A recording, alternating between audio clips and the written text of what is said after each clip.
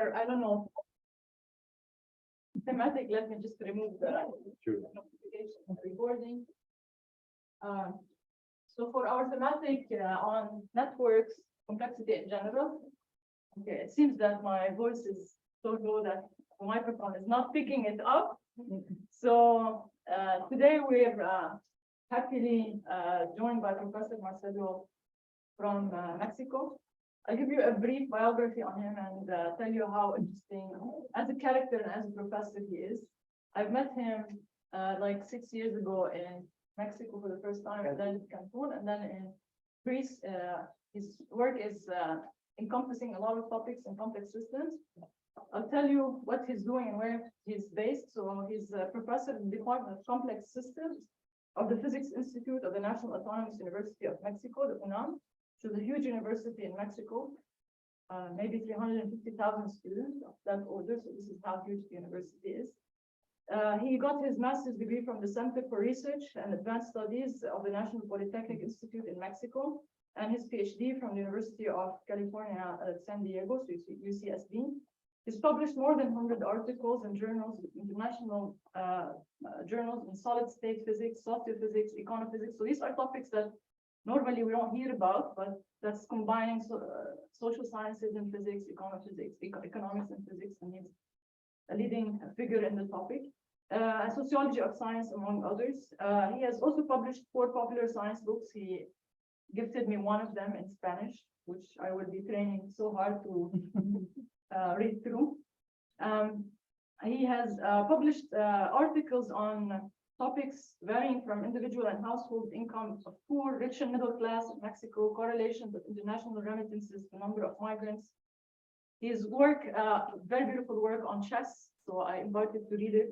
Move by move dynamics of advantages in chess matches, 3-body interactions in sociophysics, and the role of coalition forming, continuous opinion models, and small world networks, wealth of the world's richest publicly traded companies per industry and per employee, COVID-19, and you can, whatever you think about it, Marcelo has worked on. Okay, so today is going to be giving us a small lecture series on the taste of what he's working on. That's very exciting topics. It's combining networks theory, which has been introduced to in the mini course by Professor Redner in the out of equilibrium perspective. And he's combining it with data on conflict. And today he's going to start talking to us about this from the perspective of what could generate conflict. And he's going to ground it in econophysics. So please help me welcome Professor Marcelo. And the program for today is going to be 1 hour. He's going to be lecturing, and then we'll take a 10 minutes break. We'll set off the computers, and we're going to go back to a session of live coding. Maybe one and a half, because that's very short. Yeah. Okay. So yeah, we'll break somewhere in the maybe middle, more than a middle. The rest was the pattern, whatever. Yeah. All right. So Okay, well, welcome. Thank you. Well, I'm very happy to be here. It's always like Lebanon, have Lebanese friends, and we see that the richest man in Mexico is from Lebanon. Well, his grandparents. Well, actually, Mexico, the name Mexico, you say Mexico in English, Mexico, but in Spanish it's Mexico because of the Arabs. Because we were conquered by the Spaniards, we were conquered by Muslims, many years ago. Well, actually, I want to give you an outline. I want to talk about mathematics applied to earthquakes, right? Which are very similar when you talk about ugly things, like people being killed. In the case of earthquakes, some tectonic friction, etc. In humans, when we don't agree, we have fight, have problems, homicides, we have wake. We measure intensity with number of people there. Then I'm going to talk about a new area called econophysics, which are the tools, the experience of physics applied to economics. Okay, we have biophysics, geophysics. Okay, this is econophysics. And also, we're going to see some simple models of how blocks, alliances are formed. Okay, like in a war, we have a very good partition of different agents. every countries, every group, So they have a network of friendship at the same time as network of enmity, friendship. So the idea is in the block, you want to minimize frustration. What is frustration? I'm frustrated in the block when he's my friend, but he's in an enemy camp. Or another source of frustration should be like my friend, you are my friend, okay? Okay, so say something. No, you are my enemy. You're my enemy, and you are in the same camp, in the same field. No? So sometimes it's funny, so we have to minimize. No? Of course, there the strength of interaction is positive. Okay. Unlike in the economic case, we talk about money and wealth, which is very easy to measure, but sometimes when you measure friendship, it's not so clear. The strength of how good your friends are. Well, and then we example, of a country that was split. That was the breakdown of Yugoslavia among the Serbian population, Bosnia, etc. That's with the languages. Yugoslavia is an interesting country, because they have many languages, many religions, right? It was in the world. And I will show you that the two-body interactions are not a very good model for social interactions. Okay? Unlike gravity, electric forces are using two charges or two masses. In social sciences, interaction with professor is mediated by you. If we're alone, interaction will be different if someone else. So it's like a three-body interaction. That is what happens in nucleus. Nuclear forces are a three-body interaction, complicated, short interaction. So also I will mention, we made experiment in Mexican classroom where we found, we surveyed the enemies and friends in each classroom. Okay, so everybody was asked to give the name of the enemy. We'll see that older people are more, and they're more careful. They say, I have an enemy. But kids are really more sincere. Oh yeah, that guy doesn't like him. So we constructed in every classroom, elementary school, high school, we constructed the corresponding popularity or friendship and enmity networks, right? That's how it. And also I will talk about how culture is propagated, right? Culture is a very fuzzy concept, and we say there is a set of languages, costumes, behavior that is not genetically embedded. Okay, everything that is not genetic, we call it culture. Okay, even animals have some culture, even them some things. Of course, humans we are not complicated. And at the end, I will talk about something that is very nice, which are the statistics analysis in networks of different gangs, different criminal gangs, right? That started in Mexico, usually sending drugs to the States illegally. Later on, they were kidnapping people, they were fighting against each other, So there was a Mexican politician who said that Mexico is interesting because he said we are so close to the US and too far from God. Okay? So being close to the United States is good, okay? Sometimes very good. Okay, because the illegal drugs, okay, is fueled by a high consumption, high demand in the United States. The rich country, there are millions of people who take drugs. Why? Because there were many wars, in Vietnam, etc. When I was in the States, I remember they had parties in campus. They had a lot of drugs, very good, cocaine, marijuana. And they saw me, I must say, oh, you're Mexican, give me some drugs. So I was surprised, of it's normal, the consumption of drugs in the US, some bad drugs, good drugs, I told the guy, well, you're not behaving well. You should talk to your dealer because your quality of drugs are not very good. And okay, so this more or less outline of many topics. We don't use too much mathematics. We'll do some programming, very simple. But the idea is that to give you an idea of applications, let's call it social physics, and economic physics. Okay. Well, let me start with the motivation. Okay. You guys are younger, and we have seen a lot of advances. Okay. From the technology of the, for example, this machine. GPS, I can communicate the picture, but at the same time, we have a lot of problems. Let me put them there, Okay. You can read it. Yes. So, in many social things, social progress, we are not advanced. Okay. Of course, there are less things. If you see the history of humankind, archaeologists will tell you that in the Stone Age, many people were killed, among tribes. 20% everywhere. Middle East, in Asia, Mayans, So we're more civilized, okay? But at least we still have conflicts. And the idea is to study them from the scientific point of view, okay? In the most objective way, without ideology. Okay? Because the problem of economics is that some people, let's call it true capitalists, or leftists, they have their own model of how society should be. It's very ideological, okay? And we see it in Mexico, we have very right-wing schools, other than leftists, usually. So, to be true, to be honest, what is the best model of economics?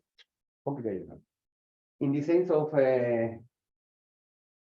knowing the truth and measuring, I know, for example, more or less, how many milliliters are here, in weight. Very simple.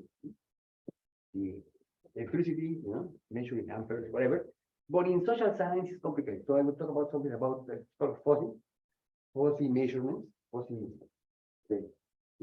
tests, right? Because to know how intelligent you are or how old you are is kind of subjective. But your weight, your mass is easier. Okay? And okay, so here we have a picture, that I hope it will motivate you to try to understand what's happening in our world. Well, we published a paper, okay, which is, let me see. Oh, let me start with this one. The mathematics of earthquakes, is not complicated because we measure, the intensity of an earthquake, okay? And you have big earthquakes, like it happened in Turkey, Syria, mostly. In Lebanon, on Tuesday, that's why this was cancelled. Fortunately. The mathematics is very similar. We have big explosions, burst explosions of violence, measured by the number of deaths. Okay? And the mathematics are similar. For example, Sarah Sajin did a nice work on the statistics of drownings in the Mediterranean. People from Asia, Turkey, Africa, want to go to richer countries, Europe, and they die. Okay? So they have big events, small events, and they, Sarah and collaborators, analyze this, have a nice model with about the mobile phone, how we communicate, etc. So we did something similar, right? For Mexico, because the mathematics are similar. For example, think about the war. In case of big wars, like the Second World War, it was amazing. Because you have big battles, one battle, right? Like Stalingrad. In the Soviet German front, it was a huge battle. Many people were dying, soldiers, for 6 months. And but the worst case in the day was in which case? What was the worst case in the worst day in the Second World War? For many civilians died. What happened? Who was it? Where and when? You said that? In Hiroshima. Very good. You have a short, you start again. And well, in one day, many civilians were killed in Hiroshima. So that bomb was terrible, and stop the war. Actually, they say that bomb was against the Soviet Union because of the end of the war. Soviet Union, the United States, were allied, but that was telling the Soviet Union, watch out, terrible bomb. So conflicts, conflicts, we measure them by number of deaths. Okay, that's the intensity. The Richter scale, Richter, German, right? And well, let me show you here in the previous graph. Here, we analyzed these papers. I wrote with some Brazilians, Ribeiro, etc., Mendes. We wrote a paper, a report, on the time between different events, okay, for 3 cases, see, 3 wars. The first one, Afghanistan, okay, for 3 years more or less. Wars between Catholics and Protestants, a long time ago. Less casualties in Northern Ireland, Ireland, in north part of the United Kingdom, the south is very much, mostly Catholic. And the intervention in Iraq. Okay, so this is the timeline, for example, Iraq, Northern Ireland, okay, Afghanistan. The red lines are the cumulative number of deaths. So we have a big earthquake replica. Let's say replica. So you have a small earthquake after that. Aftershock. Okay. A replica sounds like an aftershock. Replicate. And so with the analysis, we normalize, etc., and we obtain all data for all these 3 cases collapses, right? In this log scale. Okay. Let's talk about this case, why they are log. So all data for different countries, right? Collapses into 2 zones. Okay. It's called power law. We can talk about it later with some mathematics. But the idea is that more or less all these conflicts are similar. From the mathematical point of view. Of course, the causes, the dynamics, the social problems are different. So Sarah, Najem, and Prof is something similar for the drowning in the Mediterranean, right? All of them were migrants. Yeah, immigrants. And that is a force. It's a gradient. When you have a richer country, people want to move in. In the case of wars also. Okay. So people usually don't like to leave the country. They leave because they are poor, they have a preference in another country, or they say competition. Like in Mexico, Central America, you have violence, So I'm just telling you that if you want to read more about it, this article there, mathematics are not so complicated.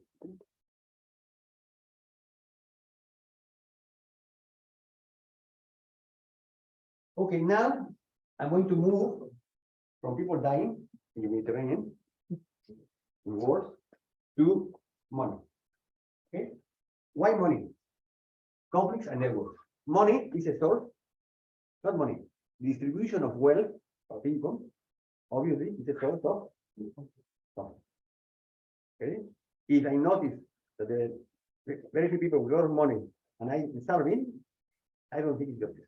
So people don't like it, and they try to rob, kidnap, make a revolution, So I will call it distribution of wealth. Wealth, measure wealth is complicated, okay? Because usually rich people, very rich people, what they do? They give you how much money they have? Not usually. If you want to show up, okay, but people don't want to have problems. So some of the very rich people are very modest in their behavior. Others don't want to show bad things. And so to not have really wealth, not very easy. The income is easier. Income, more or less, is easier. For example, I work at the university, that's my only job. and then extra money, I have salary. Okay, so it's very easy for me to tell you how much I get, how much I pay in taxes. Okay, so income for guys who study physics is a flux, right? It's the number of money you get per unit time, per month, per year. You know? Okay, and wealth, what is wealth? Wealth is how much you save. Okay, how much you spend. Okay, this is like accounting, you know, they do it very well. Okay, so easy, no? Remember, income is a flux. Wealth, so not the wealth of someone is more complicated. Okay, now when we talk about wealth, you can measure how in money. What else? Property, Property, right? What kind of property? real estate, Real estate. What else? jewelry. You Oh, oh, no. oh, you like that? Eh? Are you fathers? I like you. Very nice, eh? So it's a property. They call it bienes inmuebles. Okay, in Spanish, real estate. And they said something you can move, not move. How do you say in English? Mobiliary, no? You have like a house, a building, you know, and things that you can like jewelry. How do you say in English? It's division. Muebles, inmuebles. You can move it or you can move it. Something like that. Mobile. Hmm? Mobile. Mobile, no? Mobile one. Like this, no? Nadal, I like the taking here. Nadal, my brother told me he has a watch. I think 1.5 million euros. Okay, I know it happened. This one is a $5 and using the hours. Don't like have fancy cars, you know. So wealth, no, mutual wealth is more complicated. So we're going to talk about income, okay? And the model I'm going to show you is very nice. I like it. No? And we're going to have a simulation at the end of this talk with Giovanni. Yeah, excellent. If you don't have a computer, maybe you can just write the code, you know, try to simulate. No? The model I'm going to show you about how money in commerce, right, naturally give you inequalities. We start with the same amount of money, or we start trading, you know, buying things, and we'll see that some people get richer and others. Incredible. So commerce is a source of inequality. There are other sources of inequality. Okay, so naturally, it's a model based on a gas particle, for example. You know? The molecules and atoms we breathe, no? Are made of particles with different velocities, with different energies. Lot of small, slow particles, and a few ones that are very fast. Exactly as in money. Okay, right? So our model is going to be the particle gas, and also society, a closed system, where people exchange money. Right? What they have in common? Well, we have a lot of agents, you know, you can apply physics, right? Every day we have millions and millions of exchanges. Okay? So Boltzmann, no, discovered, you know, that the most probable distribution, the one with the highest entropy in the gas, all of this form. Here I could put 1/2 the mass times d squared, right? And we can substitute the velocities of the Gaussian distribution at the energy and this temperature. Right?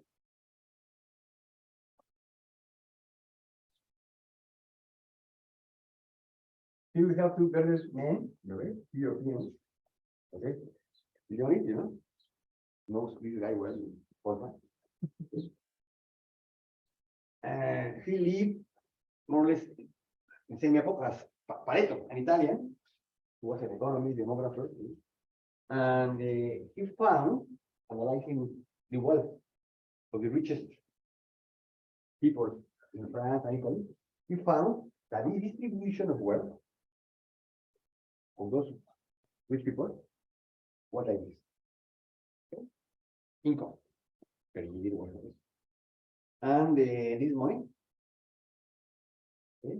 So this is like a hyperbole, with this coefficient alpha that has to be fitted. Okay? Depending on the country, the society, we have different coefficients.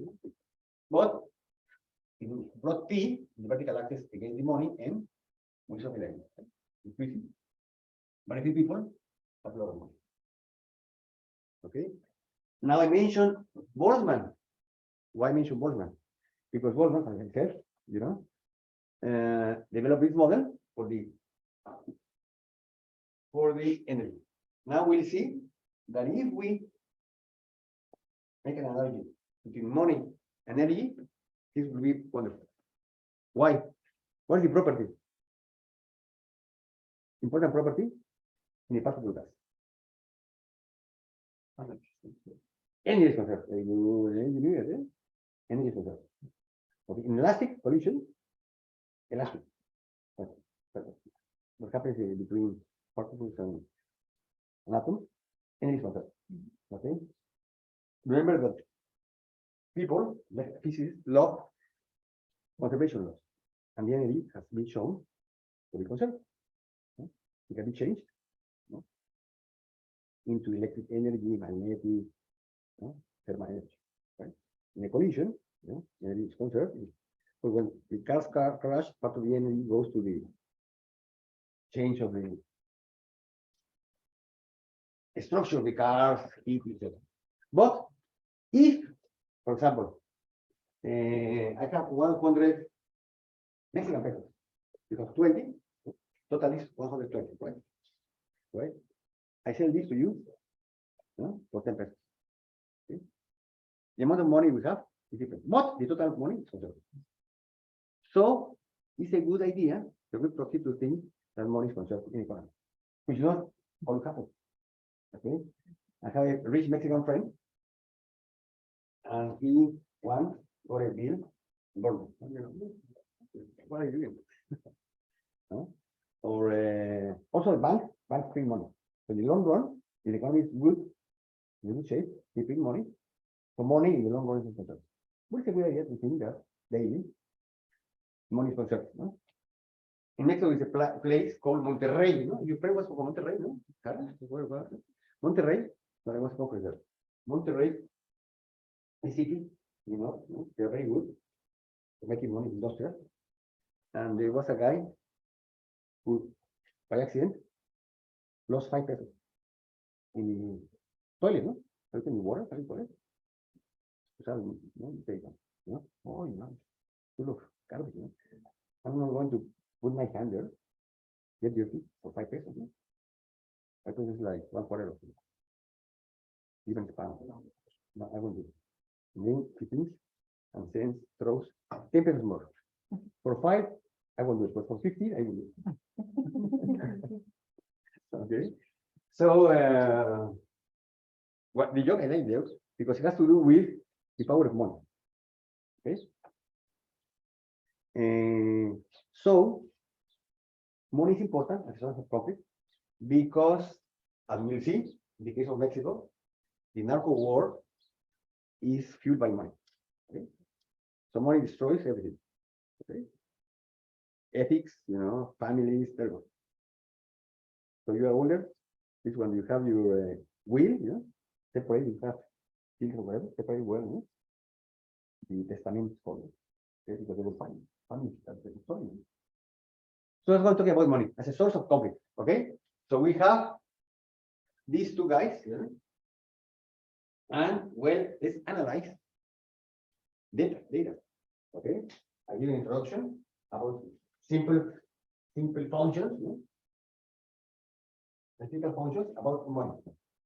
Let's go to data. Well, first, let me tell you what you said. You said what happens in a collision. Let's think about money and energy.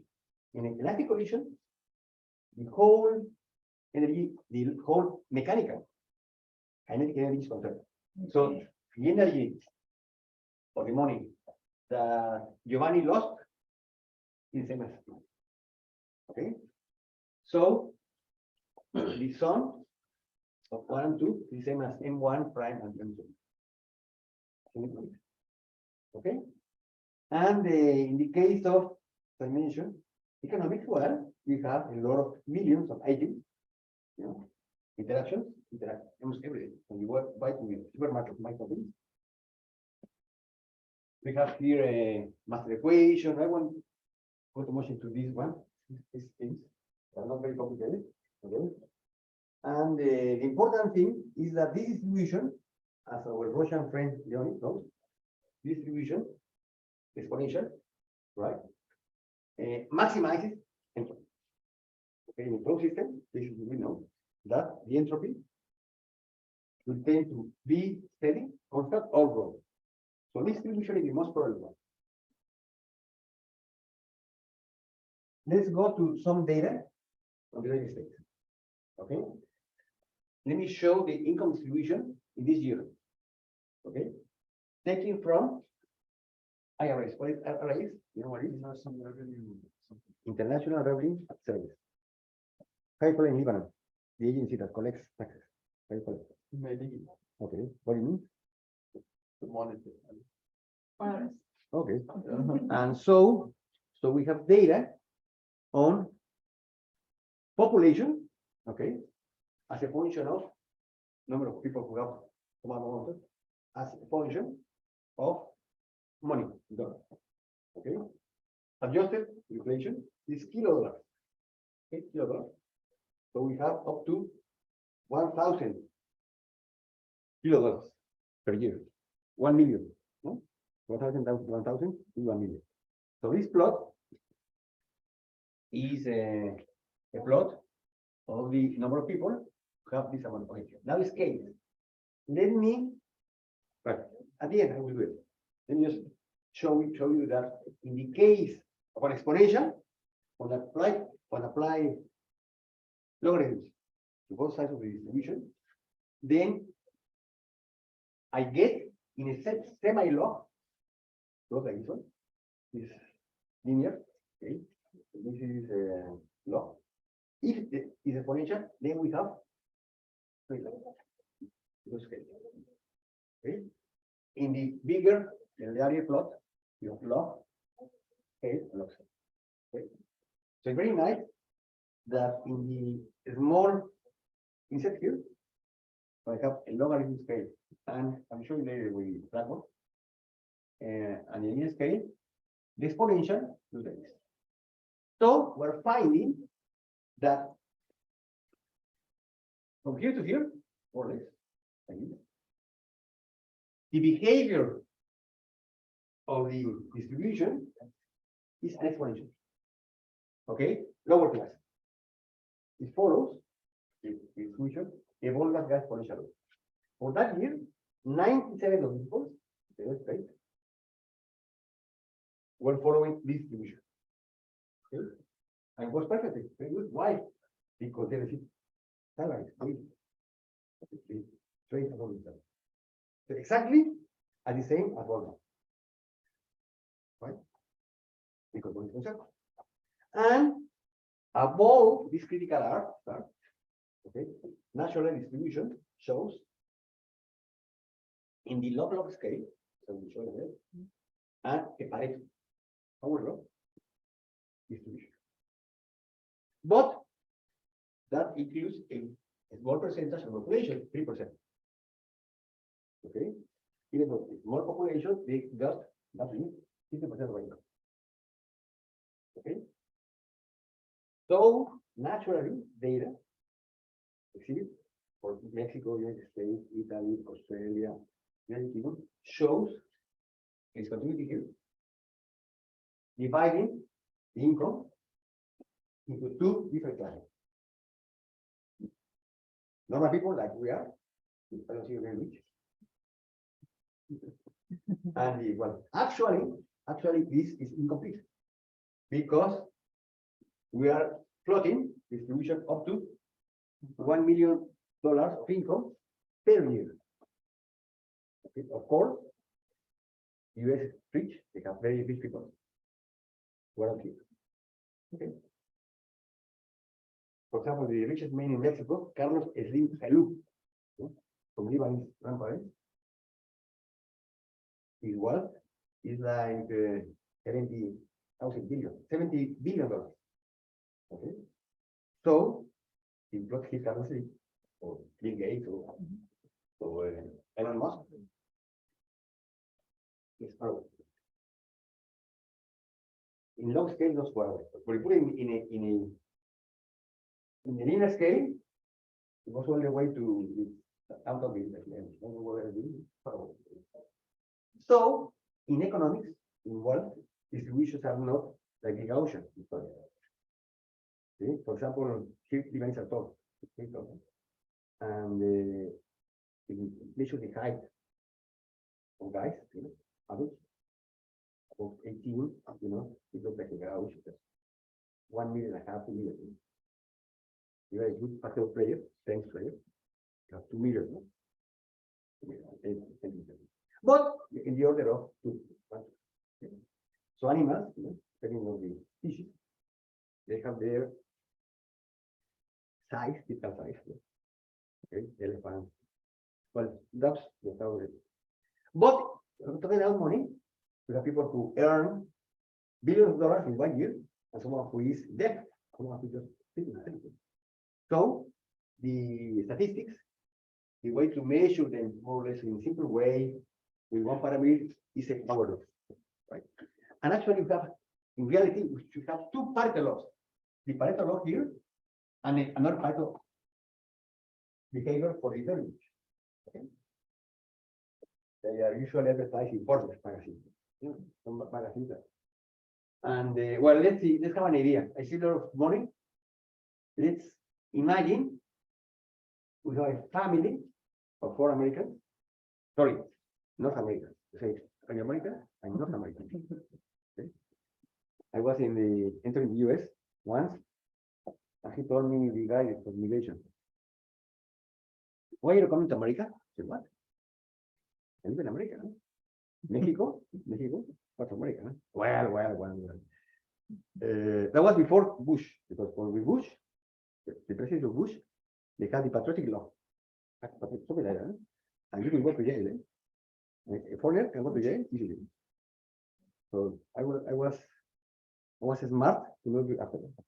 Before Bush, I was, are you coming to America? Well, I'm in America. I'm coming from Mexico. Well. When are you coming to the United States? The name of my country, officially, is Estados Unidos Mexicanos. Okay? So I also, my country is United States. Well. It wasn't very happy, no? But don't do that. That's not what we do. Especially in Texas. In Texas, they are mostly anti-Mexican. California is better, in many senses. But it's a part of the United States, California. Don't do those. And so what I was talking about I was talking about the income, no, in America del Norte, Estados Unidos. So let's think about a family of 4 people, right? This is per person. So this cutoff, this unit here, this is like $120 kilo per year, right?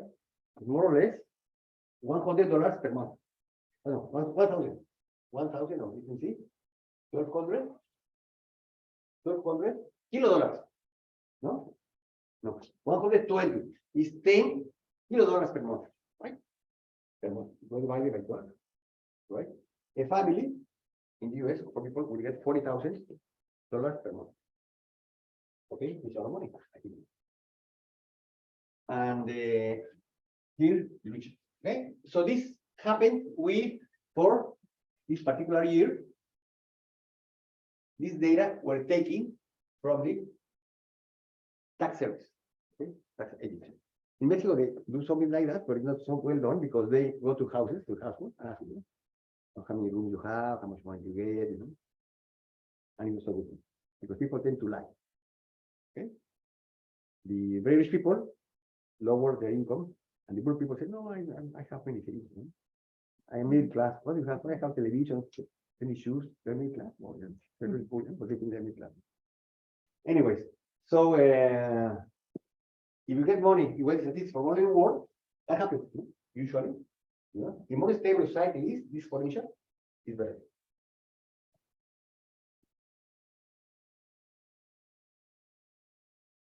Here we have, you know, same things for some 80s, 90s, you know, the same result holds for many years. Okay. Oh, I will tell you, if I stress too much exponential, but let me just mention to you that if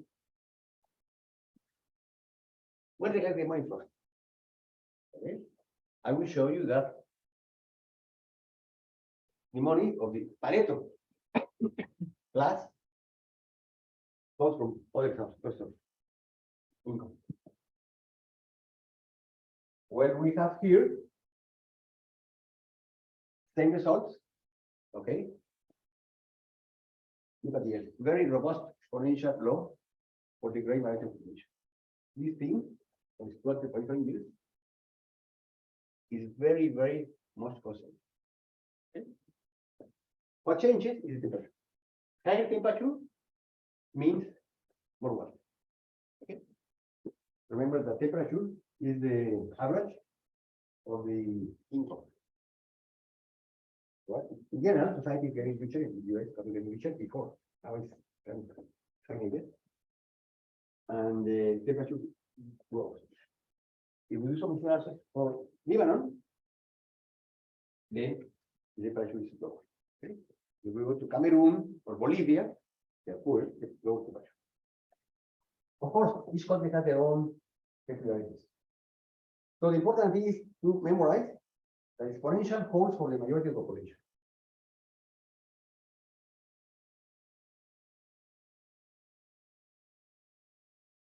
Here it is. Okay, here I have any plus, let me stress.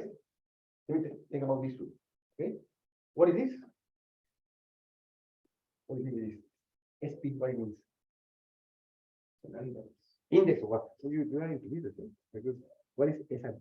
500 companies, 500 of the companies. No, like that. Standard and Poor's index, okay, of the wealth of the largest 500 companies, for example, 500 companies in the US, okay, in the stock market, right? So we can integrate, we can add up all the wealth. You know? It's very easy. Huh? What do you do? Well, you have the stockholders, you know, all the stocks together as a function of time. Okay. And of course, this wealth in the stock market has a lot of inflation. They depend on what? Depend on how well the companies are doing, the trust you have on them, you know, very volatile. Huh? So, for example, this wealth in the stock market grows, shrinks, you know, the prices, you know. Here we have the data all the way to 2000 and so forth. But remember, there was a big financial crisis when? 2008 and 9. It was a financial crisis that started in the United States and propagated all over the world, especially Europe, Japan, Australia. It was a financial crisis, and later it developed into an economic crisis. Mexico suffered a lot because Mexico had a lot of trade with the United States. I'm telling you, we're close to, no, close to, too far from God. And actually, we have in Mexico it's called NAFTA. Has changed. North American Free Trade Agreement. An agreement, you know, the European Union, between Canada, Mexico, and United States. Okay. When it started, it was good for manufacturing because many put money into Mexico, you know, with lower costs to ship goods, cars to Mexico, to the United States and Canada, but destroy the economy. A lot of agriculture, the United States produces a lot of agricultural goods. Middle East, Kansas, they have a lot of corn, you know, with fertilizers, crops, you know, and they destroy the economy in the countryside. That's why Mexico had a huge flux of migrants into the United States after this treaty was signed. The population of Mexico in that time, it was 100 million people. Population was growing around 1% per year, and almost 1 million people, peasants mostly, moved, mostly illegal. So what? So Trump was fine, okay, no, the Trump's Mexican, and also Salvadorian, Guatemala, you know? Mexico is a trampoline on which people from all over the world, African, Europeans, Latin Americans, move to start. Yes. So, okay, so we have prices, because the price is here. And let's see what is it. Well, this, we have two ways of measuring. This is the all the wealth of the rich people, see, along the years, all integrated. We will see that there is okay? When the stock market had a crash, they report their income, and all of these people, many people, lost money. So it's a good correlation, delayed correlation in time between the stock market and the wealth of the rich, or very rich. Okay? Which is understandable. That's why I said before that the income has to be a lot with the level. Okay? And rich people tend to invest in stock market. All over the world, like to invest money, like richer, in Frankfurt, in London, they call like if I'm losing money in Mexico City stock market, there I send money, you try to get money from Frankfurt, no? Etc. So just remember, in society, mostly there are three distributions, which are the people, right? Trading, salaries, okay, for an exponential law. Some rich people following this Pareto, and some very rich, okay? Oligarchs, let's say, I don't know how you call it. No? And that goes for many, many years.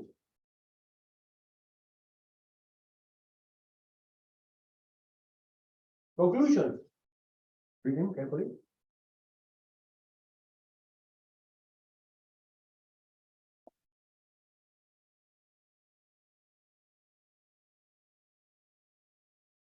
So, the exponential distribution is an unequal distribution. So simply to be covered, then you get definition, maybe one, produce inequality. Okay, but exponential which falls fast is continuous, and there is a curve that includes more richer people, which follow the Pareto. And those Pareto have to do with many other mechanisms. Okay, the more mechanisms you have to get wealth, the longer the Pareto curve looks like. For example, after the neoliberal years all over the world, many of the foreign companies were privatized. Okay, and in Russia, it happened. In Soviet Union, it happened. Like many of the companies were sold by very good prices, low prices, to some people. And Slim, it is Slim. That was Slim Peru. No? That's the richest man in Latin America, in Mexico. Used to be around 10 years ago, he used to be the richest man in the world. Okay? Well, Mexico suffered devaluation, other guys were richer, but he was the richest man in the world in a full country. The Mexicans were very rich. And he bought Telmex. Telmex was the company, telephone company, telephone company. Okay? Because the telephone system was public, and he bought Telmex at a very low price. Then he entered the telecommunications business. The main company of mobiles is Telcel. Okay? So he's a very good. he has business, he has companies in the 5 continents. Okay, his grandparents was from Lebanon. Okay, and it's funny because in Mexico, Lebanese, some Lebanese are richer than Jewish people. Jews are not only for making money. We don't have Armenians. No? You can go into Armenians, just no? Armenians are also good. I think. No, and anyways, so this part belongs to the tribe. Okay. And the exponential is an unequal distribution. So we'll see with Giovanni, the next experiment with you, like regardless independently of the initial conditions, trading always produces inequality. We get always exponential. Okay? Right? So you guys can use the computer later on, you know, or buy your course and do it. Unbelievable. You know, you get always exponential. Here we have some of the richest people in the world. Okay? Most of them, also all of them, are businessmen. Men. They talk about the Saudi family. They talk about some rich people in Saudi Arabia, Qatar. But the richest, for sure, are businessmen. And this is Argentina, Peru, check it out. What is like? Bill Gates, clear, no? But my favorite billionaire is Warren Buffett. Have you heard about him? American investor. Do you know him?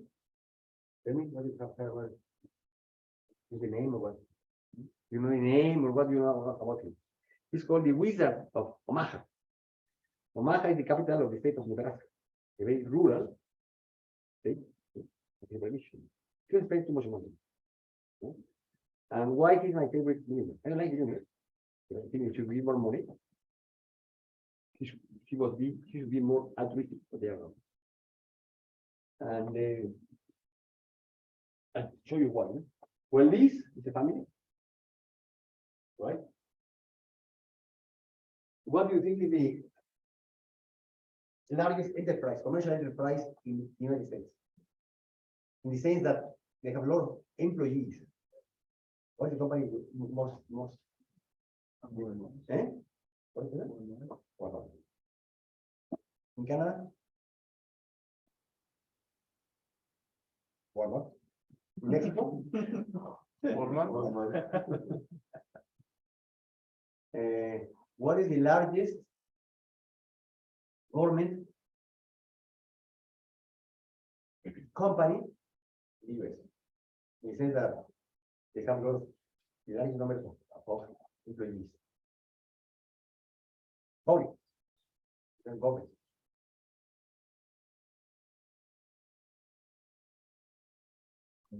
Hmm? No.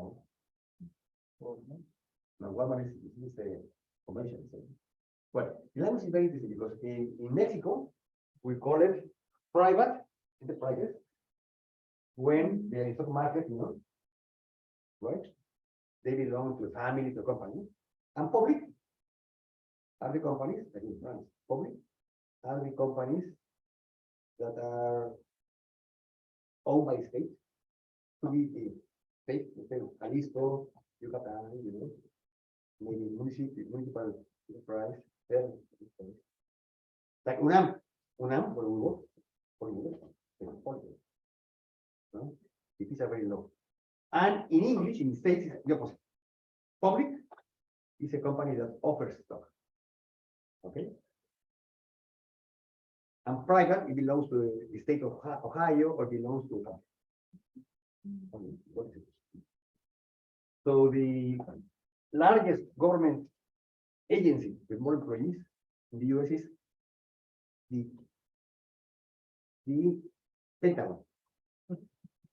Secretary of State. They have soldiers of the war. They're very powerful.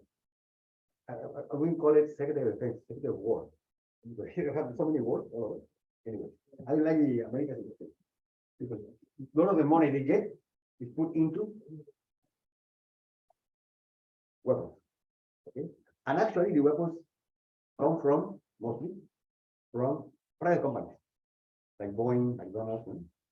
They buy, the government buys weapons from these companies. Unlike Mexico, the Secretary of Defense, you know, Secretary of Defense, they have their own guns and they, bodies. But in the case of states, missiles, advanced aircraft, etc., all are produced by these companies. So, for example, in any conflict, like in Vietnam War, in Iraq, now in Ukraine, there are some sectors of the economy that are very high. In this case, the military, there's a conflict. Okay? And if the war is far away, there. Okay?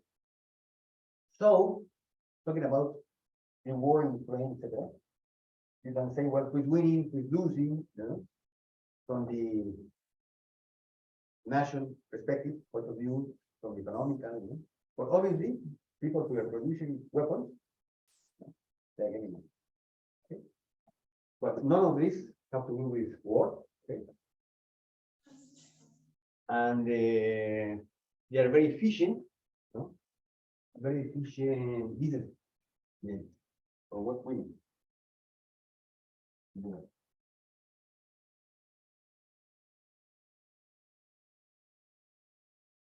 That's why my favorite billionaire said, okay.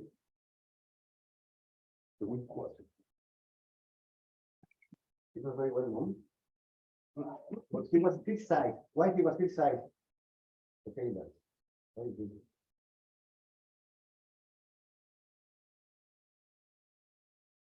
He lied, he said something wrong, or what? Very good. There's a class warfare. Who makes use of these terms, class warfare? Where it comes from? Who coined class warfare? Let's go. Communists were más amigos. They talk about that the society evolved in different epochs through something very general called class struggle. Okay? For example, in the time of slavery, the masters were class in Roman Empire or even the USA. And they had a fight, they had a struggle against the anti-slavery. Okay? So class struggle is a term that shows you that society is in contradictions and problems. A very capitalist guy will tell you class struggle, there's no struggle. All classes have their position according to the wealth, the contribution to society. So we have harmony. Of course, there are some problems, but we no problem. So, so he was criticized for saying that. Okay. Also, he had a nice sentence saying that in times of crisis, he said, my secretary pays more taxes than myself. Okay. Because there are loopholes, there are many ways in the United States, in Mexico, and many countries to avoid paying taxes. Okay? So when you have inequality, naturally produced by commerce and capitalism, there are some ways to decrease this inequality. Some groups, religious or altruistic, to help the poor, the state, impose taxes to the rich, the percentage is higher. If you go to Europe, Western Europe, in rich countries like Denmark, Germany, the rich people pay much more taxes, percentage-wise, than in Mexico or Colombia. So why they do it? Because they realize that there is less progress with that. The humans are stronger, so they fight for the salary, So when there's loss for equality, the decent way, or the civilized way, is to have taxes. Or else you have a revolution. That's what happened in Mexico. At the same time, you have the Russian Revolution, the important revolution in Mexico. Mexican Revolution is an example. The Russian Revolution was another example. Or else the poor people start kidnapping, robbing rich. So usually, big inequalities are not very happy. Okay? Not, I'm talking about ethical stuff. I'm talking about how society works. Okay? So this is I just copied, where he is involved in which test company.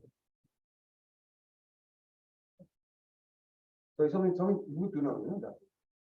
Okay, so let's say what this British organization says, okay, about the world.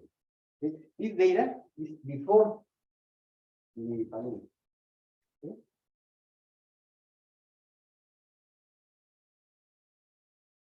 After COVID-19, things got worse all over the world.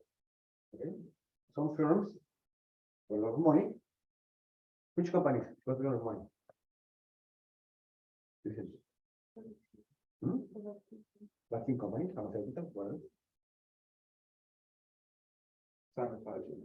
Sanitizers, what else? Medical equipment. Medical equipment. Medical, yeah, well, like that, health. Online shopping. Online shopping has to do with what? Big companies. How you classify them? Retailers? What is the main way? Yeah, delivery also. But how they sell their products? Through telecommunication. Zoom, Google. Okay. So inequality grew. Okay. So it's a terrible scenario for humankind. Okay. And here it was.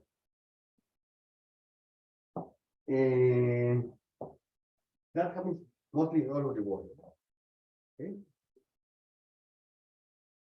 Later on, we'll say why. There are some reasons for why that's happening. So that's what I'm telling you. Today I'm talking more about economics. In the next talks, I'm going to talk about more social, ethnic, wars, conflict amongst countries, groups, criminal gangs. So that's reality. Okay, let's have this example of rich company. This one, Alphabet, is a conglomerate. Okay. Communications, health, terms, and its value in the stock market is equivalent to Russia. Okay. Apple is equivalent to only economy, only internal products, only gross commerce. Product Interno Bruto, Product Interno Bruto, no national product, which is all the goods produced in Mexico, such as rice, oil, and factories. So these companies are very strong, and is a comparison of the world. Okay, Amazon is like 4 times costly. Okay. Maybe like 30 times even. In the case of Liam, it's interesting because you have a measure, with the economy, gross national product. And they have gross national income. What is the difference between product and income? Gross national product, gross national income. What is it? You have to more economics. The same. No. Depreciation. No. This society gets money from where? From agriculture, from tourism. Well, how many people who live in its roots live abroad? Many, no? So they say the key word is remittances. Okay. From Mexico and some countries like, for example, in Caribbean, Jamaica, I know some countries, small countries, receive a lot of money sent for people who live in the United States, in Europe, in Mexico. So the difference between income and product, nothing that you have the product plus remittance. That's all. Right.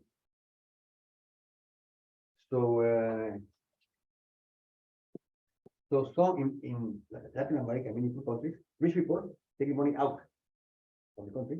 They invested in Miami, in Paris. They buy nice yachts, castles. Depending on what you are. And the poor people move to rich countries, and they are very citizens because they need money. They send money to the family. They sacrifice. In the hotel we are, we have people from Bangladesh.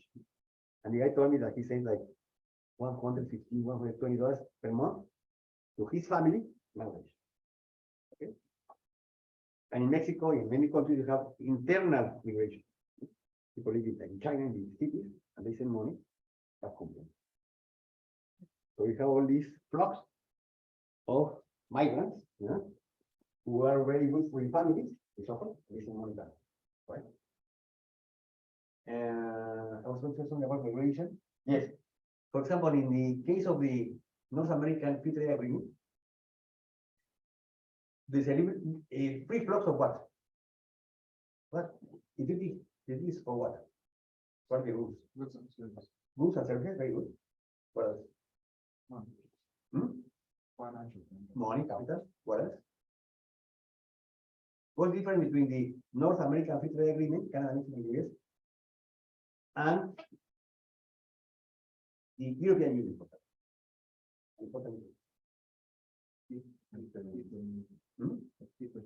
Right, very good, very good. You have a start? With Mexican flag? Good, good. See, they have free flux, more or less free flux of people, right? And if you have a mathematics degree in Ireland, or you're a historian or a dentist, in practice, people move to France. A Spaniard can go to Portugal. It's not so easy, but you have to, in the case of physicians, not of the, but in general, you can move. You can work. The Polish can work in Spain, not in United Kingdom anymore. But Brexit. So that's why the problem with Brexit, for example, they have a lot of people coming from Poland, Bulgaria, to England as well. British are the ones doing for that. So in that sense, it's a better treaty. The European treaty is a better treaty than the North American one. Because what happens in Mexico? That we have physicists, mathematicians, we have a gradient of salaries, right? You have a male in Mexico, they're almost like slaves, don't buy the form, and they're poor, but in the States, someone goes and clean your house, you have to pay her, pay him $10 per hour, 12 hours. So the lady comes in, her car is Los Angeles, Chicago, so she has a person of it. So it's like a ghetto. In Mexico, we have a gradient, very high gradient, and of course, many people want to cross the border. So the ideal thing would be, even in a capitalistic society, to have free movement of people. Right? Okay, first, let's talk about Mexico. Mexico is a country that's bordered with the United States. What will happen if that treaty would be changed in order to have free flux of people? What will happen in the short run and in the long run? What do you think?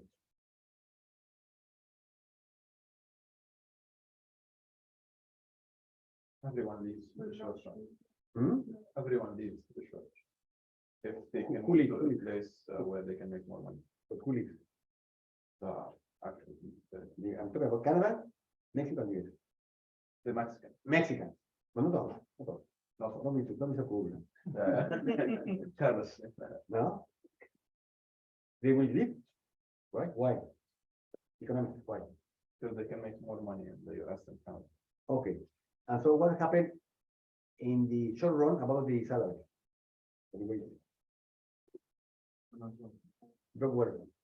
If there's gonna be more supply. Right, in the United States and Canada, you have more gardeners, more maids, no? People not kind of very educated anyway, you know, workers, and they will compete with Americans, and so they. Sorry, will work for that. What will happen in Mexico? Will we out of plumbers? No? So you have to pay more for maids and nurses. So but in the short run, it will be very unstable, right? Very unstable, very low fluctuations. But in the long run, will happen something like it happened in Europe. The salaries in Greece are not so different from the salaries in Belgium or Germany. So, but from the cultural point of view, it's tough. You have to receive a lot of Mexicans, you know, or a lot of Lebanese, Saudi Arabia, you know. We'll see some consequences, but I think that's very extreme. For example, if you analyze the 19th century, the history of migration, many years ago, the world was freer, right? Many Lebanese people left the country, many Italians, south, right? Left the United States, to Argentina, to Brazil, even Europeans who have a high rate growth population, they moved to the United States, to Australia. Australia not really, because it was a big penal, something. They sent there the criminals, South Africa. So it was more free flux. Many people from Eastern Europe, mostly Jewish, went to New York, no? Johnny? They went to, because they suffered the anti-Jewish feelings of many of the Russian population during the dark. So many Europeans were whitening the whole world. Okay? Now population will always higher in Africa, in Bangladesh, in Pakistan. So I'm talking about free flux of people, okay? That would decrease inequality, right? But they do it, for example, in France and the United States, is that they make collective treaties with some companies, and you can want to work, I think one, they want to work for a small period of time, 1-2 years, or maybe summer, and come back. Okay, so when you have a good economy, France was full of Algerians, Africans, but when you have a crisis, get out, forget it, you will be back. So the cycle of growth and stagnation. Okay, and you don't want them, the foreigners, to be in the country. And that's one of the arguments of the web. So we have to make a stop here or later. Depending on whether you want to use the whiteboard, there's 15 minutes. You said you're going to go for 1.5 hours. Yeah, let me continue. So this situation, no, more or less. So I know you guys know of mathematics, computer science, you know, but I think it is good for you. No, this is good for you because I'm getting some concepts about and real data on the water, on the economic part of the world. I'm giving you an example of the United States, but that's happening all over the world. I'm talking about migration. I'm talking about the role of big nationals, right? And I think it's important for you to hear my point of view. Maybe I'm wrong. You can tell me. So you are saying lies to me. I don't believe you. You are too leftist or you're too crazy. No. I think that's bad. And but that's fine. No? These companies are really huge and very important all over the world.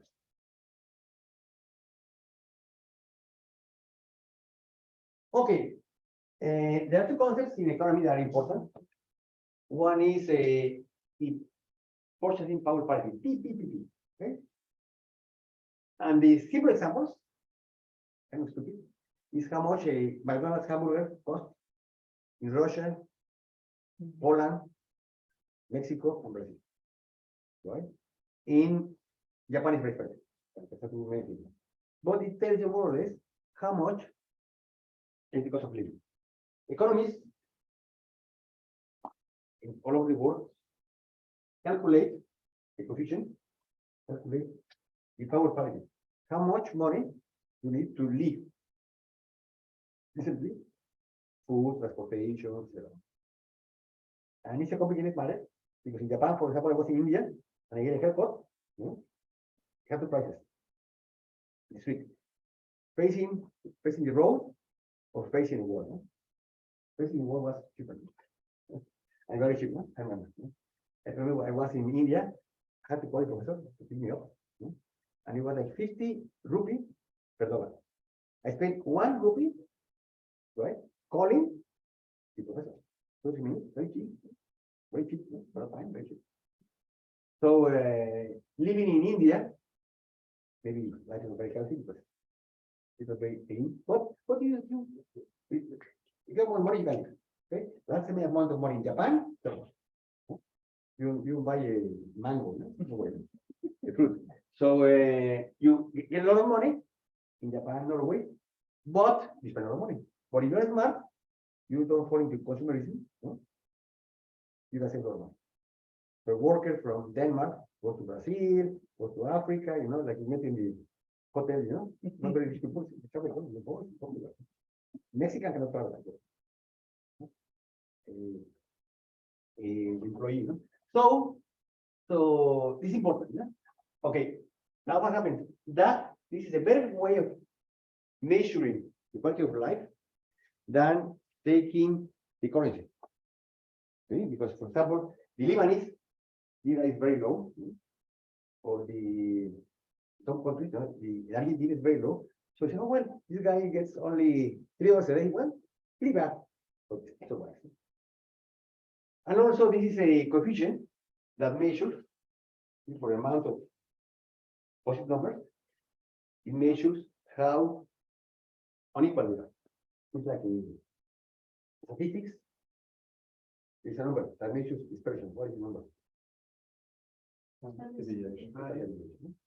Yeah, deviation from the mean. So we could now, for example, you have how many pounds or how many dollars you have, we make a conversion, and then we see in the pocket, calculate the equality. Okay. So it's a very easy way to measure inequality. And this is Giovanni, this is Sarah, this is me, we calculate all the differences, add them up. The more different they are, the difference.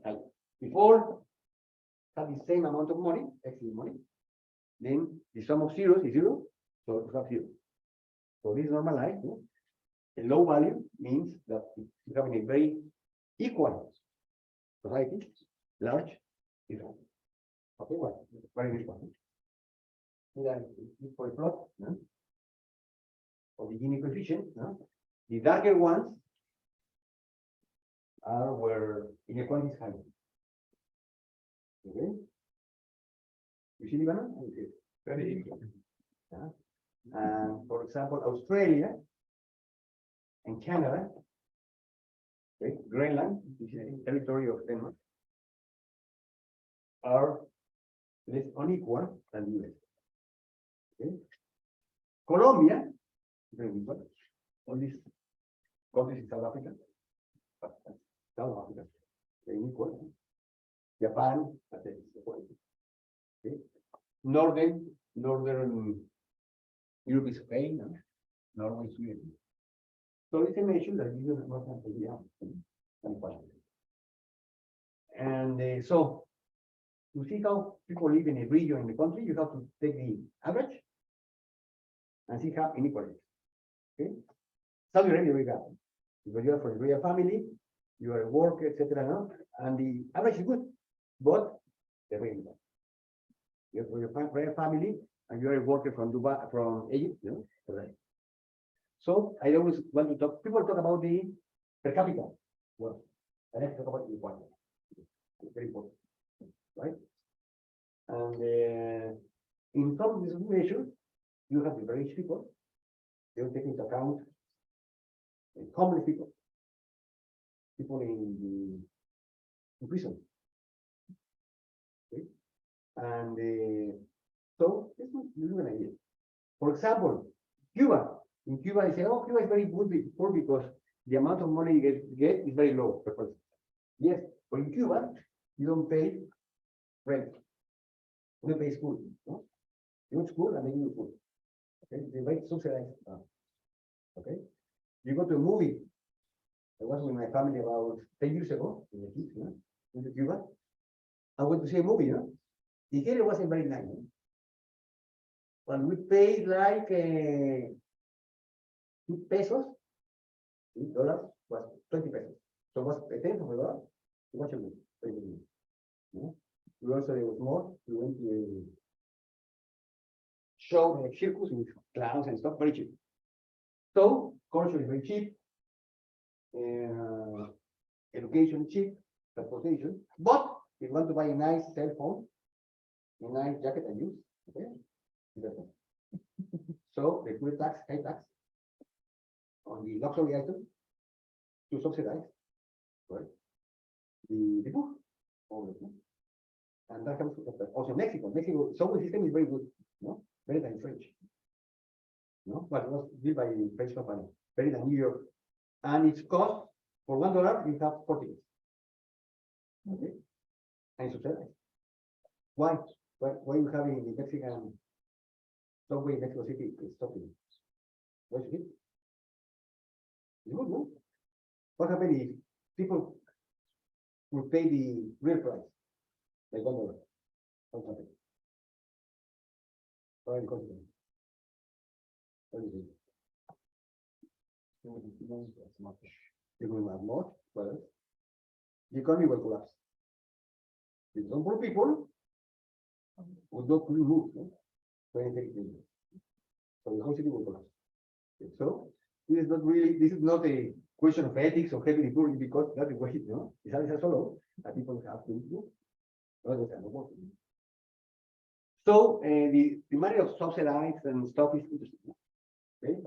And for example, in the United States, it's a big issue. You know? Check, please. Check. What Trump did for the rich people? What was the most important thing Trump did inside the United States? He lowered the taxes for the rich. Check it. Unbelievable. So, Trump is hated by many people, but at the same time, they like him, the rich people, because, you know, people are paying less tax. Okay. And Democrats, in a sense, are more egalitarian. Okay. Well, this is interesting, you know, to know the inequality all over the world. Read this. Yeah.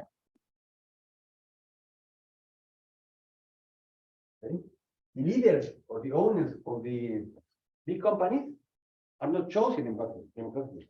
They are the winners in a harsh battle among themselves. Okay, it's a kind of Darwinistic fight into capitalism, and they're very efficient. They are so efficient, but they don't like to go back.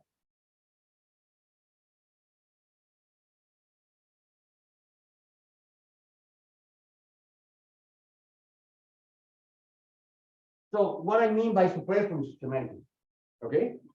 People who need education, need to learn new skills, otherwise they're not very happy. So one part of humankind, mostly in Asia, Africa, you know, they're superfluous. Okay? So you need to invest to help them and to be more relevant. Okay? So at this point, let me show some things on the blackboard. Okay? Yeah, I'm going to switch that. Thank you.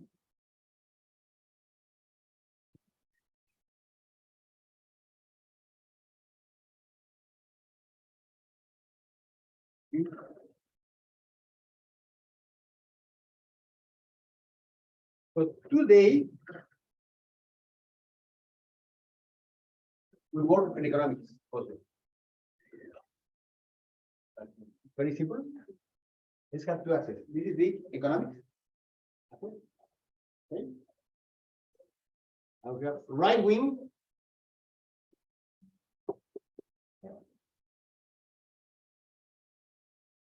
Economics and left. Okay. And here I have the social dimension. Okay. So all these things are sources of conflict. Right? When I talk about economics, I'm only talking about the income or wealth. Some parties, some ideologies, some people justify or want higher but distribution of wealth that is more concentrated on few people. Gini index. Okay.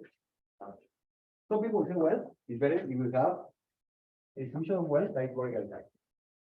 That has nothing to do, in principle, with social stuff, like religion, like homosexuals, like abortion, like wars. Just think about economics. No? And the social dimension is very complicated because it has to do with many things. Let's think about the United States or Mexico. How many migrants you want in this country? How well you treat black people? How would you behave with women? Right? How tolerant you are. This is an example. Let's put here intolerance. Intolerance. Okay, here I'm collapsing many dimensions. Actually, social physics is very complicated. What will show you about it? And economics is different. Economics also you can measure it easily with money, right? Here is not complex. So here is tolerance. So usually very religious or fanatic people are very intolerant. Okay? Against other religions. Like more people in Syria, there are more radicals or intolerant people than in Lebanon, for example. So here, let's put Trump, for example. Trump is more right wing, or Republican in general, are more to the right, and Democrats. Okay? I know. Enter. Okay. There are some people who are very religious, very close-minded in some stuff, but they are very egalitarian. Right? So this is why this into 4 regions. So the government and people in Cuba are more in this side.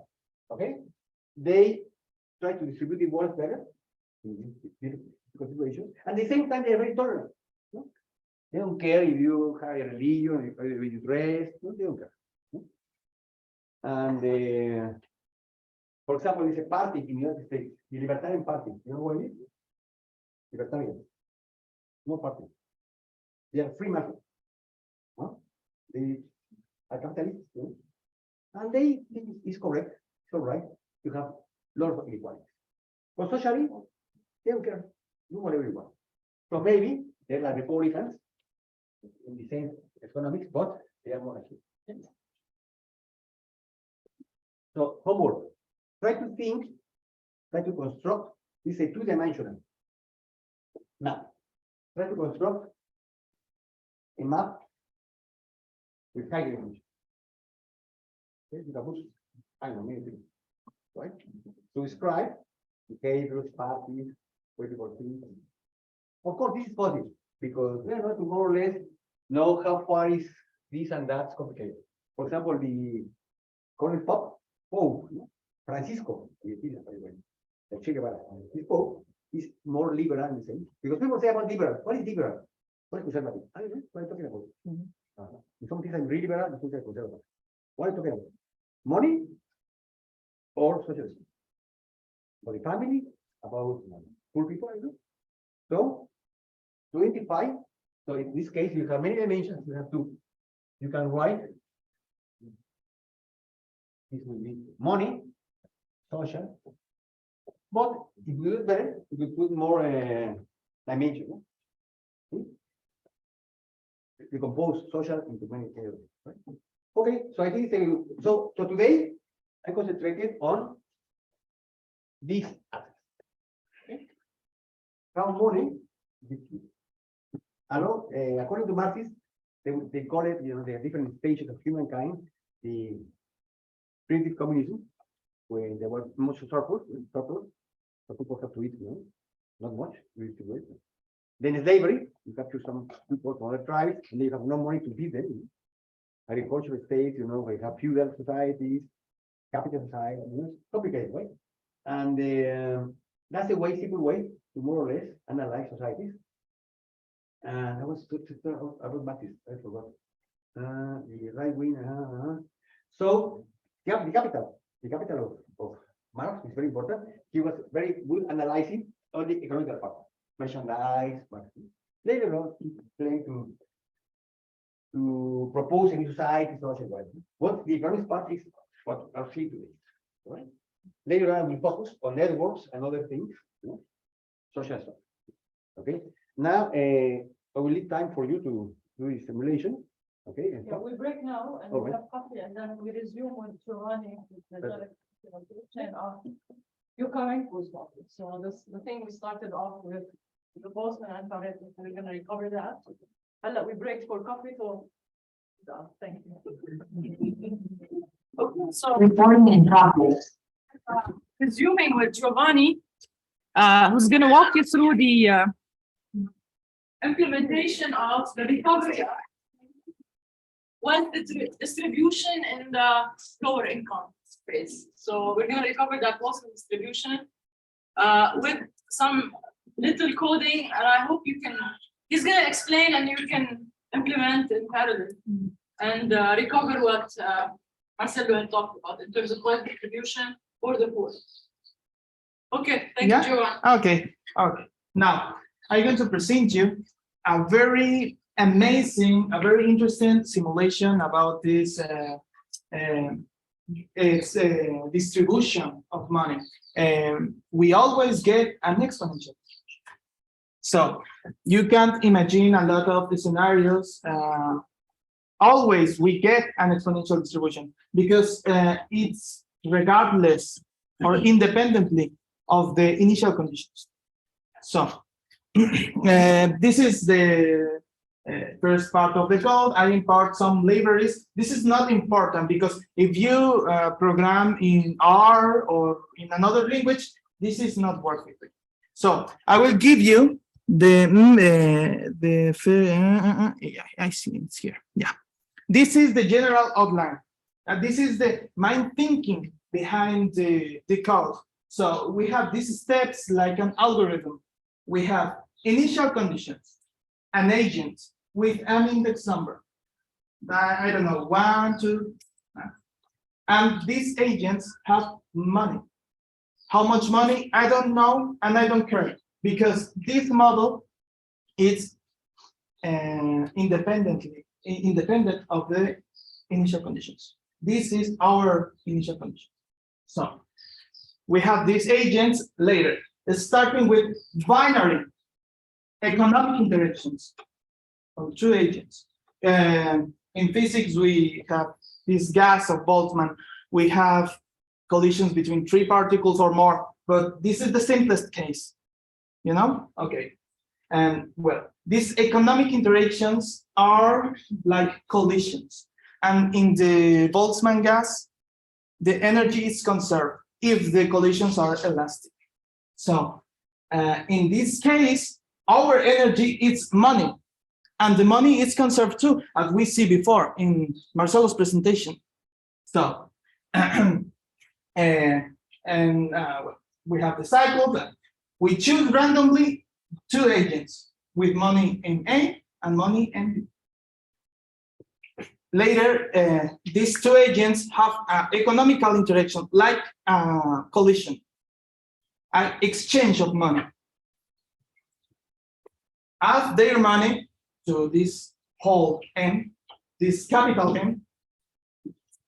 After that, we generate a random number between 0 and 1. This is U, a random number, to define the fraction of the total money in the transaction. So this is the general outline for one iteration. Oh, NumPy, a very important library of Python, of mathematical tools. TQDM for see the progress bar of our iteration, because are a lot of iterations. I want to see in what iterations are we. You know? Matplotlib to the histograms. LMFit for curve fitting to watch my exponential.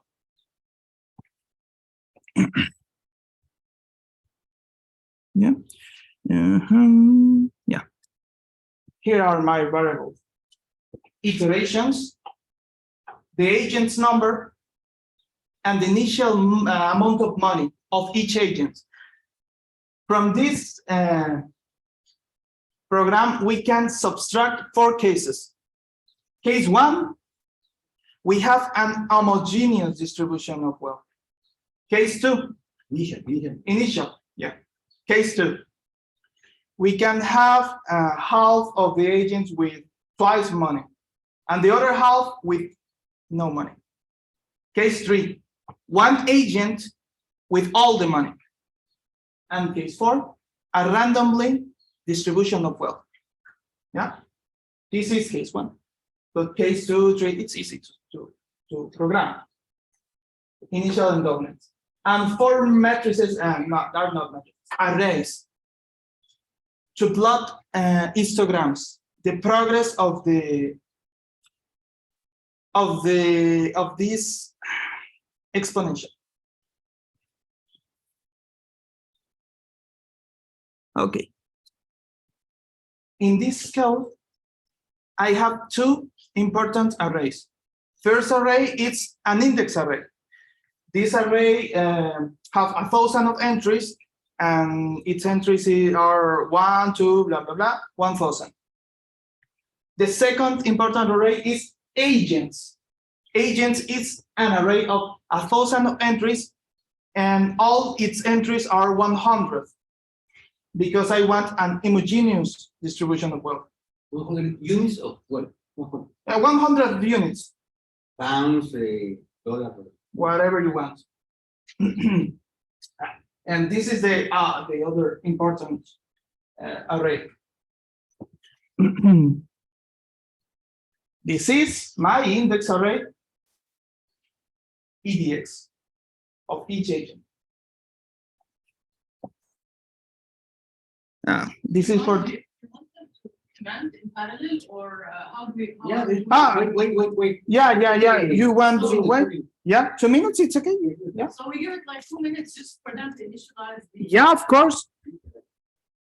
So he's working with 1,000. You have 100, and then you can give a discount, as he said, 100. Okay. I suggest you forward it as a whole, and then we give them the time to implement it. So. Okay, after. Okay. To continue. Yeah. So TQDM package is not important from the code. It's only for the progress bar. This progress bar, let me show you. This progress bar is not important. Yeah. And now we are in the main part of the code, the 6 steps. Yeah. First, we start this 4 cycle with 100,000, 1 million of iterations. I don't know, and I don't care.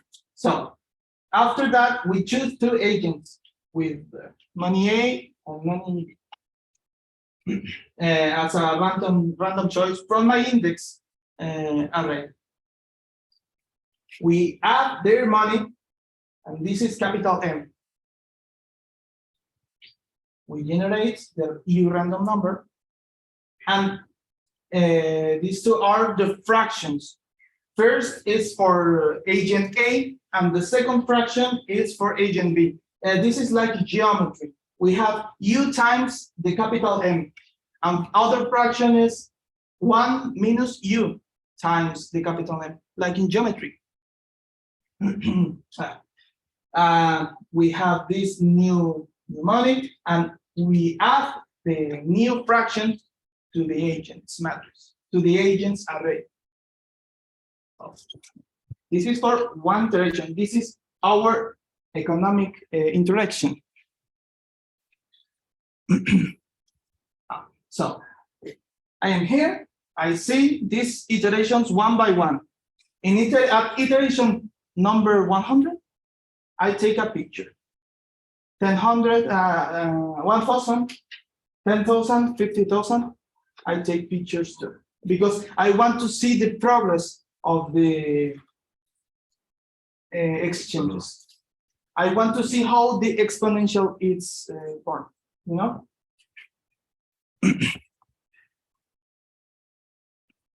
Well, I have these 4 pictures and I graph these 4 pictures.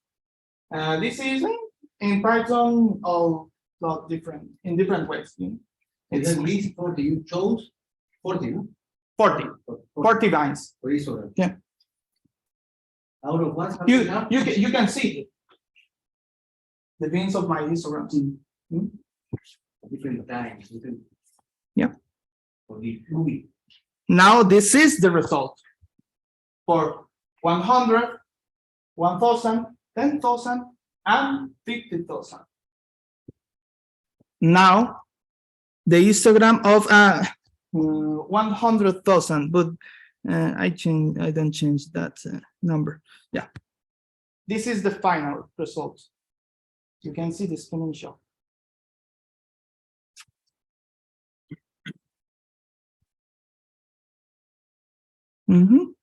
And now we need to fit this cube.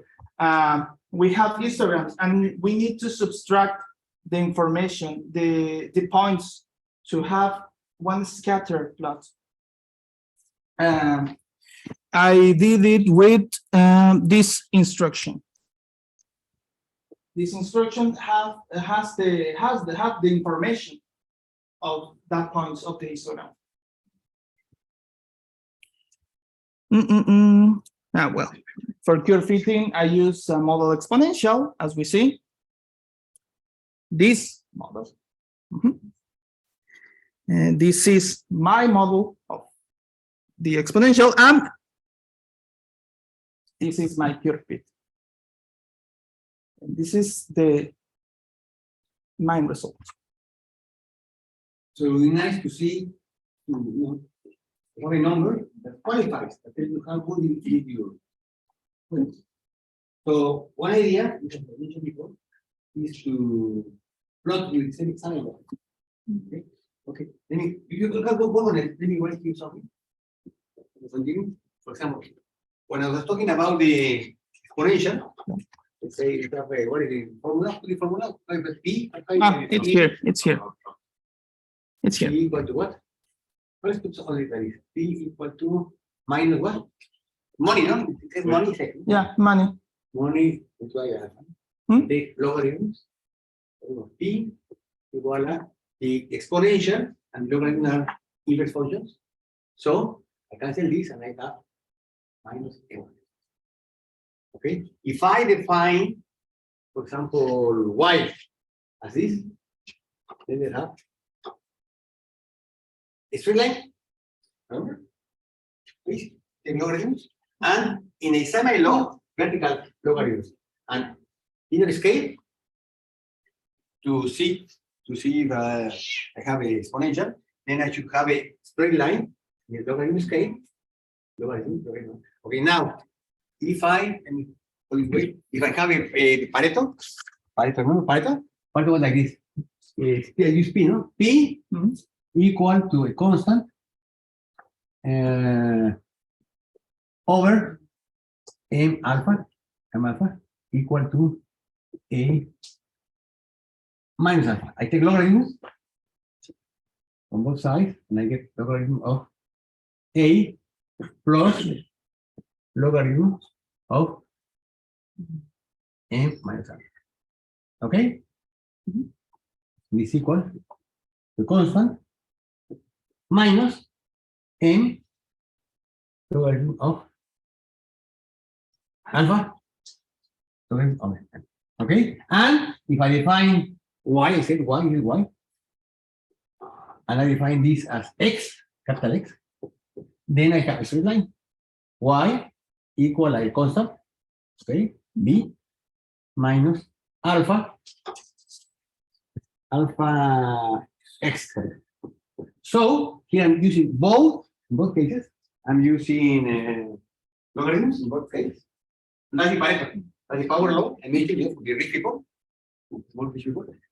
And here we have distribution for the poorest section of society, which has lots of people. So Conclusion, if I use a semi-log, I get a straight line, it's exponential.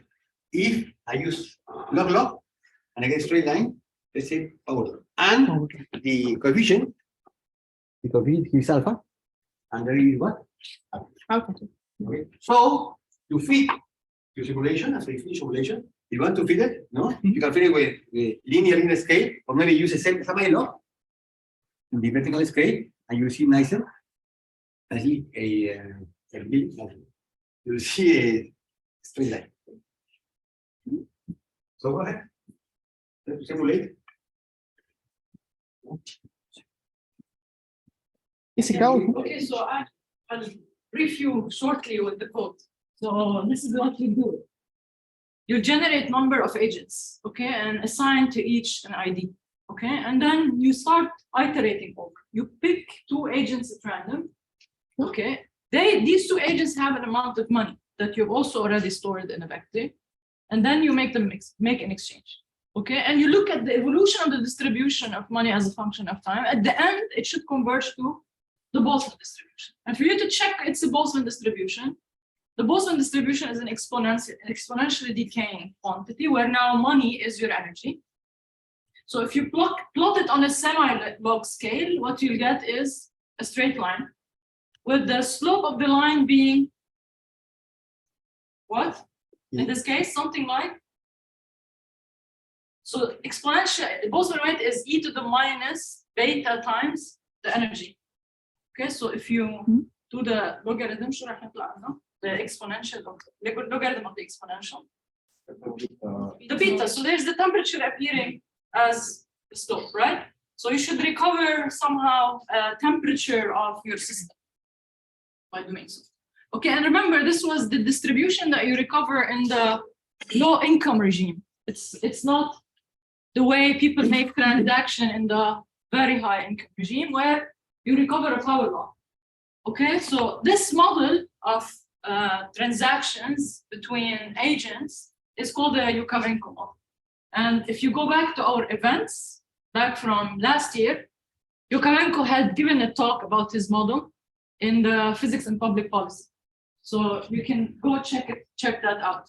And the nice thing about it that it was checked with the data from ISR as a function of time, so you could still recover that exponential, but with different temperature as wealth had been evolving. Okay, so this is to sum it up. You can start doing the implementation. It's very easy and doable within 10 minutes, maybe. No. Also, the nice thing is that you, regardless, depending on the initial condition, Yes. And that's something we know from statistical physics. Irrespective of how you initialize your system, the distribution that maximizes entropy is the Boltzmann distribution, right? If I read only only 2 agents out of the 1,000, slowly, they will Converge to converge, they will spill over the water. Yes. Because start with run with the amount of money. Yeah. How does it generalize to the multi-agents?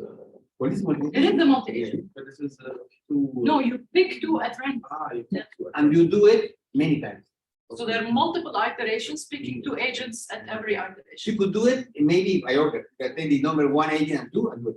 2 and 3. You can do it. It's so fantastic that this is how you do it. You take into account all agents, you get. Okay, but the question is, how is it that you recovered the Pareto distribution? That's not complicated.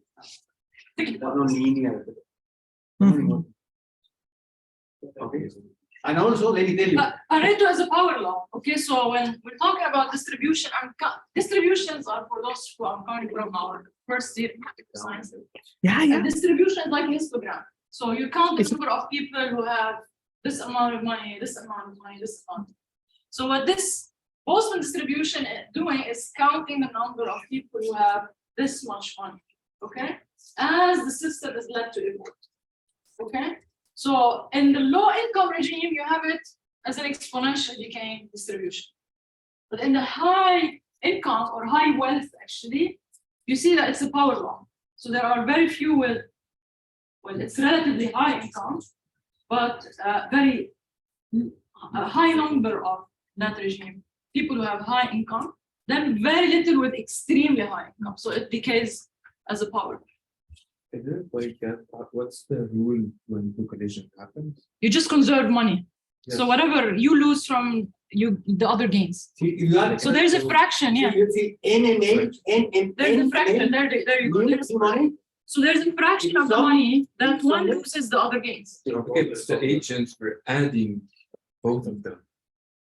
Yeah, but one is, you're reducing part of it. One Suppose- minus and one suppose- is plus. Suppose U is 0.2. 20% of the money goes to A. I have to And see. 80% goes to 20% and another 80%. Yeah. You have 100%. do something and We're adding the amount of money they had. You add, you add. See, that's very important. Sarah, ahí, the sum of the new amount of money of A plus the new money of B is M. You sum U times N plus 1 minus 1. The question is, Multiplication of the money. for agents, MA. why are we adding it to the old one? What? Agents, MA. Where is this? This is Here, Here, Yeah, yes. So you add, and you add for the other one, it means you have more money. Yeah. That's what you think. And it's hard But you to add this side and when you substitute, you substitute your old value for the new value. That's not substituting, that's adding. No, this is, there's a plus, that's what, yeah, that's what. the times plus, yeah. So No, you no. Just substitute the money. substitute, it's it's- not, yes. Yeah. Yeah, all right. So those of you who feel like recovering the Boston distribution from non-transaction, you're free to do it. And you know why it's exponential? Because you can show that exponential is the distribution that maximizes And interest. And physics tells you that always it goes more disorder. This is I rule. Which we clean now in the total it is less. So the distribution is the best. We have people with some money. Fantastic. Okay, so I guess we'll give you like 10 minutes to play with the code. And had you been in my computational physics course, we would have pushed for the Pareto now. But lucky you guys. But that's pretty much sums it for today's event. We've seen pretty much an economic reason of why conflicts occur. So wealth distribution, it's not uniform. You have a Boltzmann distribution or a Pareto distribution. That's a potential reason of conflict. So on Tuesday, we'll pick up with Culture. a lecture on culture. So we've explored the x-axis. Yeah. Yeah. Formation of. True. So we've explored the x-axis of the diagram Professor Marcelo had drawn on the wall. White. The x, you had the money on. This second. Yeah. And you're. You had social on the y. Yeah. So we'll move to the social elements in the upcoming lectures. And there will be all sorts of implementation from Giovanni. He'll teach you how to visualize networks. yeah, in our studio and GitHub. So there will be two tools. Gephi, which is a general visualization tools for networks. Very simple user interface. It's more And- friendly, yeah. Yeah, it's an open source command. You don't need to Okay, have but- or graph. Yeah, it's up. And the other is if you know in Python, you can do it in parallel in Python, but he'll be walking you through an R implementation in RStudio. So, and the recordings are going to be available online today. I can share the code with you. Yeah. Well, actually, you can say that you know some economy. This code is all yours. If you want, Okay, so I guess we will stop recording and we'll leave you guys implement if you feel like implementing. And thank both Professor Marcelo and Giovanni for the tour and the roller coaster that we put us on today with a full overview of a very good introduction to what econophysics is, and tomorrow with more, Tuesday with more on sociophysics. So we'll see you next time, inshallah, and we can call it a day. Thank you. Thank you.